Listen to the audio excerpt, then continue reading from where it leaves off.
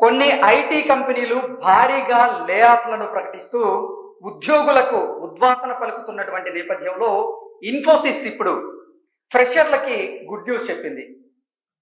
20,000 మంది ఫ్రెషర్స్ని నియమించుకోబోతున్నట్లుగా, 20,000 మందితో నియామకం చేయబోతున్నట్లుగా ఇన్ఫోసిస్ ఇప్పుడు ప్రకటించింది. నిజంగా ఆర్టిఫిషియల్ ఇంటెలిజెన్స్ రాకతో, కృత్రిమ మేధ రాకతో ఇటు ఐటీ రంగంలో చాలామంది ఉద్యోగులు వారి ఉద్యోగాలను కోల్పోవాల్సినటువంటి పరిస్థితి అయితే వచ్చింది. దాంతోపాటుగా ఎన్నో కార్పొరేట్ కంపెనీలు, ఎన్నో ఐటీ కంపెనీలు కాస్ట్ కటింగ్లో భాగంగా ఇప్పుడు లే ఆఫ్లను అయితే ప్రకటిస్తూ ఉన్నాయి. మనం చూసుకున్నట్లయితే గూగుల్ గత కొంతకాలంగా లే ఆఫ్లను ప్రకటిస్తూ ఉంది. దాంతోపాటుగా ఇంటెల్ సంస్థ భారీగా లే ఆఫ్లను ప్రకటించింది. ఈ ఒక్క సంవత్సరంలోనే రెండవ త్రైమాసికంలో 25,000 మంది ఉద్యోగులను ఆ సంస్థ ఉద్యోగాల నుంచి తొలగించింది.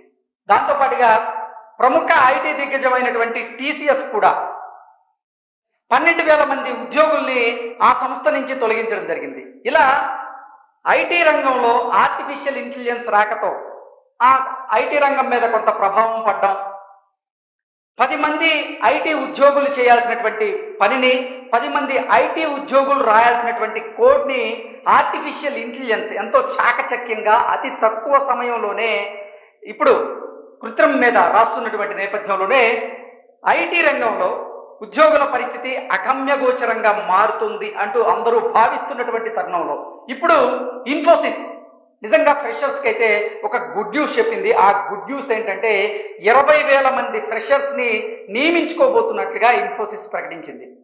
వివరాల్లోకి వెళ్ళి మనం విశ్లేషణ చేసుకునేటువంటి ప్రయత్నం చేద్దాం.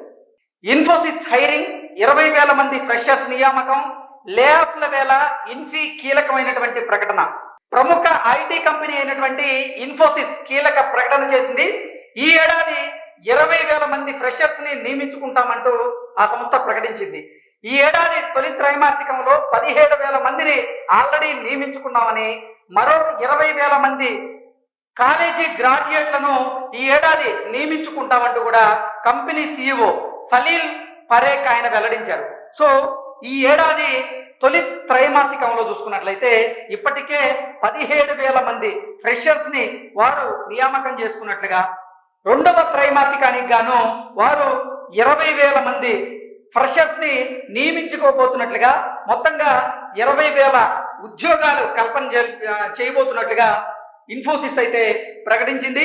ఈ మేరకు ఓ ఆంగ్ల దినపత్రికకు ఇన్ఫోసిస్ కంపెనీ సీఈఓ అయినటువంటి సలీల్ పరేఖ్ ఆయన ఒక ఇంటర్వ్యూ ఇచ్చారు. ఈ సందర్భంగా ఏఐ, వేతనాల పెంపు వంటి అంశాలపైన కూడా ఆయన మాట్లాడడం జరిగింది. దాదాపు 12,000 మంది ఉద్యోగులను తొలగిస్తామని టీసీఎస్ ప్రకటన చేసినటువంటి వేళ ఇన్ఫో నుంచి ఇటువంటి ప్రకటన వెలువడడం నిజంగా గమనార్హం. ఆర్టిఫిషియల్ ఇంటెలిజెన్స్, నైపుణ్య శిక్షణ వంటి అంశాల్లో ఇన్ఫోసిస్ వ్యూహాత్మకంగా ముందుకెళ్తుందంటూ సలీల్ పరేఖ్ ఆయన పేర్కొన్నారు. ఇప్పటి వరకు వివిధ స్థాయిల్లో ఉన్నటువంటి 2,75,000 మంది ఉద్యోగులకు ఆయా విభాగాల్లో ఆయన శిక్షణ ఇచ్చినట్లుగా కూడా తెలియజేశారు.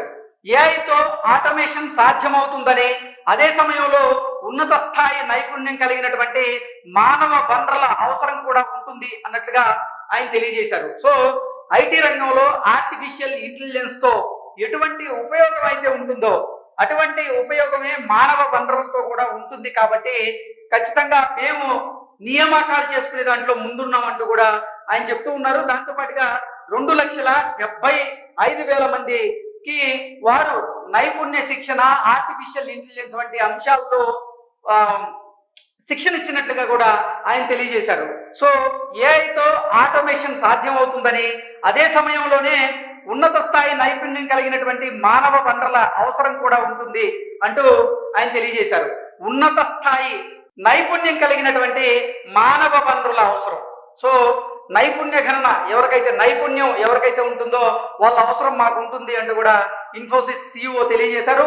ఇన్ఫోసిస్ దీర్ఘకాలిక అవసరాల దృష్ట్యా ఉద్యోగుల సంఖ్యను మున్ముందు మరింత పెంచుకుంటుందంటూ కూడా ఆయన తెలియజేశారు. నిజంగా చెప్పాలంటే ఇప్పుడు ఐటీ రంగంలో ఒక సంక్షోభం ఉంది అంటూ అందరూ భావిస్తున్నటువంటి నేపథ్యంలో ఆర్టిఫిషియల్ ఇంటెలిజెన్స్ వచ్చి ఎంతో మంది వారి ఉద్యోగాలను కోల్పోవాల్సి వస్తుందంటూ అందరూ భావిస్తున్నటువంటి తరుణంలో మేము రానున్న రోజుల్లో కూడా ఉద్యోగుల్ని నియామకం చేసుకుంటామంటూ కూడా ఇన్ఫోసిస్ తెలియజేస్తూ ఉంది. ఏఐ ఆధారిత ఆటోమేషన్ వల్ల సాఫ్ట్వేర్ డెవలప్మెంట్ విషయంలో 5 నుంచి 15% మేర ఉత్పాదకత పెరుగుతోంది అంటూ ఇన్ఫోసిస్ CEO సలీల్ అయితే పేర్కొన్నారు. నిపుణుల పర్యవేక్షణలో చేపట్టినటువంటి ఆటోమేషన్ కారణంగా తమ బ్యాంకింగ్ ప్లాట్ఫామ్ అయినటువంటి ఇన్ఫోసిస్ పినాకిల్ 20% అదనపు ఉత్పాదకత సాధించినట్లుగా ఆయన పేర్కొన్నారు. కాబట్టి ఏఐకి నైపుణ్యం కలిగినటువంటి మానవ వనరులు తోడైతే మెరుగైనటువంటి ఫలితాలు వస్తాయంటూ కూడా ఆయన తెలియజేయడం జరిగింది.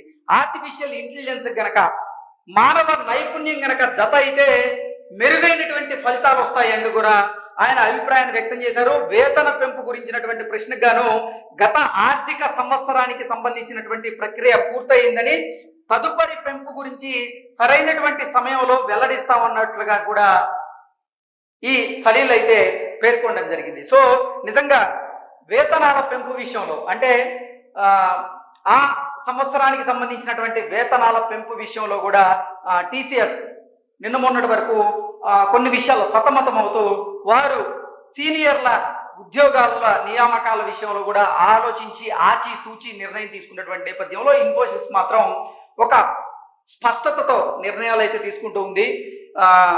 కృత్రిమ ఏఐ అంటే కృత్రిమ మీద ఏఐకి గనక మానవ వనరులు అంటే నైపుణ్యం కలిగినటువంటి మానవ వనరులు గనక తోడైతే మెరుగైనటువంటి ఫలితాలు వచ్చేటువంటి అవకాశం ఉంటుంది అంటూ కూడా సలీల్ అయితే పేర్కొన్నారు. నిజంగా ఆర్టిఫిషియల్ ఇంటెలిజెన్స్ రాకతో ఎంతో మంది ఉద్యోగులు వారి ఉద్యోగాలను కోల్పోవాల్సి వచ్చిందంటూ కూడా ఆందోళన వ్యక్తం చేస్తూ ఉన్నారు.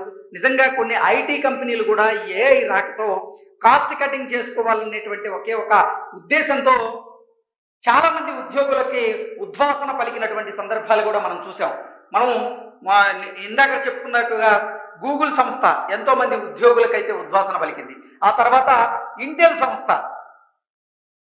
ఆ సంస్థలో పనిచేస్తున్నటువంటి ఉద్యోగులకు ఉద్వాసన పలికింది. నెక్స్ట్ టీసీఎస్ సంస్థ కూడా 12,000 మంది ఉద్యోగులను అయితే తొలగిస్తూ నిర్ణయం తీసుకుంది.